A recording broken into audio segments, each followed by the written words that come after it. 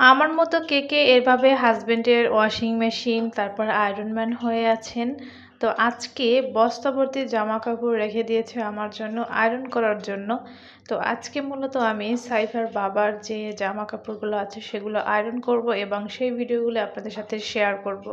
গত ৪ মাস ধরে বাড়ি থাকার কারণে সে তার কাপড়-চোপড় একদমই যত্ন করেনি। কোনো রকম ওয়াশ করে তারপর ব্যবহার করেছে। মনে হয় আয়রন করে নাই। জামাকাপড়ের অবস্থা একদমই খারাপ।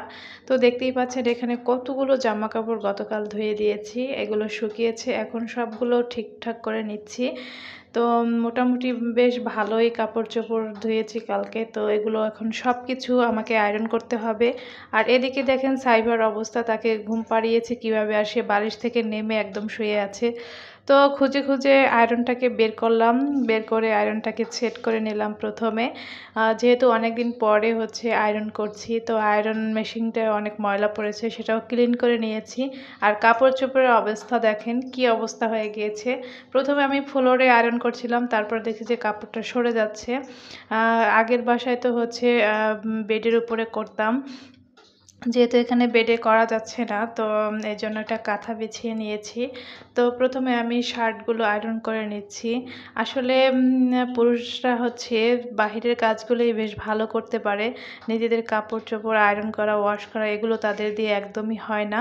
তো দেখেন আমি কথা বলতে বলতে আয়রন করে ফেলছি। আমি কিন্তু কোনো প্রফেশনাল আয়রন ম্যান না। তো হোমমেড আয়রন ম্যান হিসেবে আমি যেভাবে পারছি সেভাবেই করছি। তো মোটামুটি আমি বেশ ভালোই আয়রন করতে পারি। বিয়ের আগে হচ্ছে বাবারটা আয়রন করে দিতাম, এখন বিয়ের পরে হাজব্যান্ডেরটা করে দিচ্ছি। তো দোকানে যেভাবে করে ঠিক ওভাবে আমি পারি না যদিও, তবুও যতটুকু পারি আমি সেভাবেই করছি। আলহামদুলিল্লাহ যা পারছি তাতেই হচ্ছে। তো এখানে হচ্ছে শার্ট প্যান্ট আমার কিন্তু মোটামুটি আয়রন করা হয়ে গিয়েছে একটা। তো আমি আপনাদেরকে দেখাচ্ছি যে আমার আয়রন করার যে মূল কাহিনী। তো এভাবে হয়েছে। তো আয়রন করতে করতে হচ্ছে আমার গলা শুকিয়ে গেছে। এখন আমি ডাইনিং রুমে চলে আসছি পানি খাওয়ার জন্য মেনলি। তো এর মাঝে কিন্তু সাইফা বারবার ঘুম থেকে উঠে গিয়েছে, ওকে সামলানো তো বারবার হচ্ছে ওর কাছে যেতে হচ্ছে। তো এই জন্যই হচ্ছে অনেকটা লেট হয়ে যাচ্ছে আয়রন করতে করতে। আর আমি এখন হচ্ছে পানি খেয়ে একটু অপেক্ষা করছিলাম। তো এই তো এরপরে হচ্ছে বেশ অনেকটাই আয়রন করা হয়ে গিয়েছে, দেখতেই পাচ্ছেন। এখানে আমি কিন্তু মাঝ পর্যায়ে আছি, আর এখানে আমি একটা ট্রেন্ড ফলো করছিলাম যে তুড়ি মারলেই অগোছালো কাজগুলো গোছানো হয়ে যায়। তো আমিও সেভাবেই ট্রেন্ডটা ফলো করেছি, হয়েছে কিনা জানি না, অবশ্যই কমেন্টস করে জানাবেন। তো এই তো কথা বলতে বলতে আমার সবগুলোই আয়রন করা হয়ে গিয়েছে, বেশ অনেকটা টাইম লেগেছে।